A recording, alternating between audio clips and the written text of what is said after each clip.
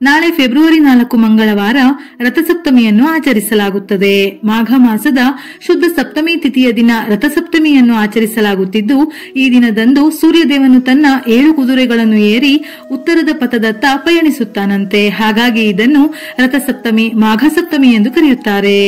ಇಂದು ಜಗತ್ತಿಗೆ ಬೆಳಕನ್ನು ನೀಡುವ ಸೂರ್ಯದೇವನ ಜನ್ಮದಿನದ ಮಂಗಳಕರ ದಿನ. ರಥಸಪ್ತಮಿಯಿಂದ ಪ್ರಖರವಾದ ಸೂರ್ಯನ ಬೆಳಕು ಬೀಳಲು ಆರಂಭವಾಗುತ್ತದೆ. ಹಾಗಾಗಿ ಇದನ್ನು ಆರೋಗ್ಯ ಸಪ್ತಮಿ ಎಂದು ಕೂಡ ಕರೆಯುತ್ತಾರೆ.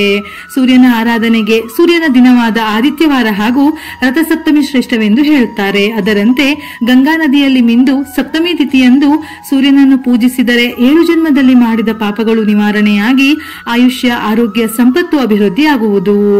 ಸಪ್ತಮಿ ತಿಥಿಯು ಫೆಬ್ರವರಿ 4 ಮಂಗಳವಾರ ಬೆಳಗಿನ ಜಾವ 4:37 ಪ್ರಾರಂಭವಾಗಿ ಫೆಬ್ರವರಿ 5 ಬೆಳಗಿನ ಜಾವ 2:30 ಮುಕ್ತಾಯವಾಗುತ್ತದೆ.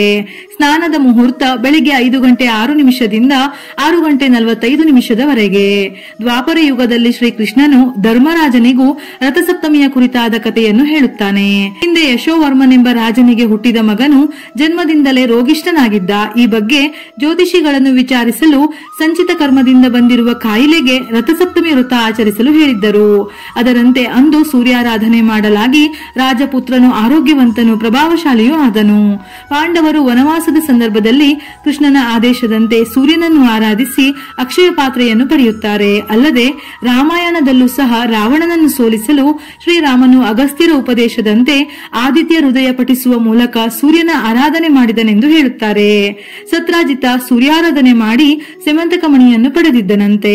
ಸೂರ್ಯನ ಕಿರಣಗಳಲ್ಲಿನ ಸತ್ವಗಳನ್ನು ಹೀರಿಕೊಂಡಿರುವ ಅರ್ಕದೆಲೆ ಅಥವಾ ಎಕ್ಕದೆಲೆಗಳನ್ನು ನಿಮ್ಮ ದೇಹದ ತಲೆ, ಭುಜ, ಕತ್ತು, ತೊಡೆ, ಪಾದಗಳ ಮೇಲಿರಿಸಿ ಒಟ್ಟು 7 ಎಲೆಗಳನ್ನು ಬಳಸಿ ಸ್ನಾನ ಮಾಡಿದರೆ ಸಪ್ತ ಜನ್ಮಗಳ ಪಾಪಶೇಷಗಳು ನಿವಾರಣೆಯಾಗಿ ಶುಭ ಉಂಟಾಗುವುದು. ಅಲ್ಲದೆ ಹಿಂದಿನ ಜನ್ಮಗಳಲ್ಲಿನ ಪಾಪ, ಸಪ್ತ ವ್ಯಾಧಿಗಳು, ಮಾತು, ಮನಸ್ಸು, ದೇಹದಿಂದ ಮಾಡಿದ ಅಪರಾಧಗಳು ನಾಶ ಹೊಂದಿ ಮುಕ್ತಿ ಲಭಿಸುವುದು.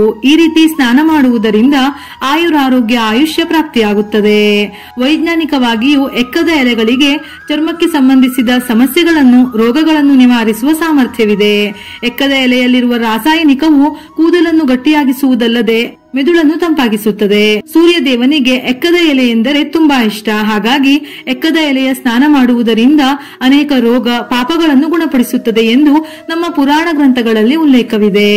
ಹಾಗಾಗಿ ಈ ಎಲೆಗಳಲ್ಲಿರುವ ಔಷಧೀಯ ಅಂಶಗಳಿಂದ ಪರಿಹಾರ ಕಂಡುಕೊಳ್ಳಲು ಈ ಎಕ್ಕದೆಲೆಯ ಸ್ನಾನಕ್ಕೆ ಮಹತ್ವ ನೀಡಲಾಗಿದೆ.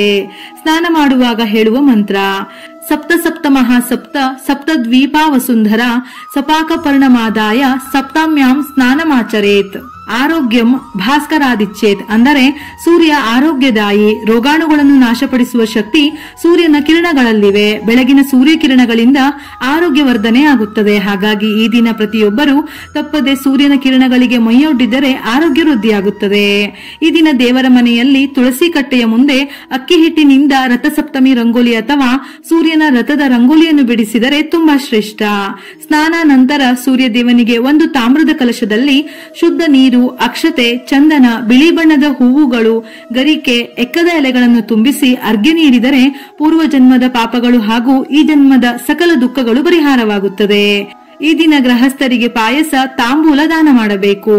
ರಥಸಪ್ತಮಿಯ ದಿನ ಗೋಧಿ ರವೆ ಅಥವಾ ಬೆಲ್ಲದ ಪಾಯಸ ತಯಾರಿಸಿ ನೈವೇದ್ಯ ಮಾಡಿ ನಂತರ ದಾನ ಮಾಡುವುದು ತುಂಬಾ ವಿಶೇಷ. ಸಂತಾನದಲ್ಲಿ ತೊಂದರೆ ಇರುವವರಿಗೆ ಗೋಧಿ ರವೆ ಪಾಯಸ ಶ್ರೇಷ್ಠ.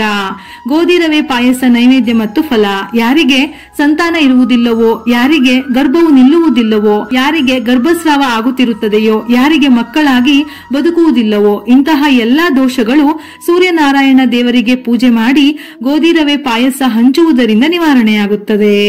ರಥಸಪ್ತಮಿ ಎಂದು ಸೂರ್ಯ ನಮಸ್ಕಾರ ಅಥವಾ ಸೂರ್ಯನಿಗೆ ನಮಸ್ಕರಿಸಿ ಸೂರ್ಯಾಯ ನಮಃ, ಭಾನವೇ ನಮಃ, ಖಗಾಯ ನಮಃ, ಪೂಷ್ಣೇ ನಮಃ, ಹಿರಣ್ಯಗರ್ಭಾಯ ನಮಃ, ಮರಿಚಯೇ ನಮಃ, ಆದಿತ್ಯಾಯ ನಮಃ, ಸವಿತ್ರೇ ನಮಃ, ಅರ್ಕಾಯ ನಮಃ, ಭಾಸ್ಕರಾಯ ನಮಃ, ಮಿತ್ರಾಯ ನಮಃ, ರವಯೇ ನಮಃ ಎಂದು ಸೂರ್ಯದೇವನ ಈ ದ್ವಾದಶ ನಾಮಸ್ಮರಣೆ ಮಾಡಿದರೆ ಸರ್ವ ರೋಗಗಳು ಪರಿಹಾರವಾಗುವುದು. ವೈವಾಹಿಕ ಜೀವನದಲ್ಲಿ ಸಂತೋಷವನ್ನು ಪಡೆಯಲು ಈ ದಿನ ಮುಂಜಾನೆ ಸ್ನಾನದ ನಂತರ ಪವಿತ್ರ ನದಿ, ಜಲಾಶಯ ಅಥವಾ ಹರಿಯುವ ನೀರಿಗೆ ಎಳ್ಳಿನ ಎಣ್ಣೆಯ ದೀಪವನ್ನು ಬಿಡಬೇಕು. ಬೆಳಿಗ್ಗೆ ಅಥವಾ ಸಂಜೆ ಆದಿತ್ಯ ಹೃದಯ ಪಾರಾಯಣವನ್ನು ಪಠಿಸುವುದು ಅಥವಾ ಕೇಳುವುದರಿಂದ ಕೆಲಸದಲ್ಲಿ ಯಶಸ್ಸನ್ನು ಪಡೆಯಬಹುದು. ಈ ದಿನ ವಿಶೇಷವಾಗಿ ಗೋಧಿ ದೀಪಾರಾಧನೆ ಮಾಡಿದರೆ ತುಂಬಾ ಶ್ರೇಷ್ಠ.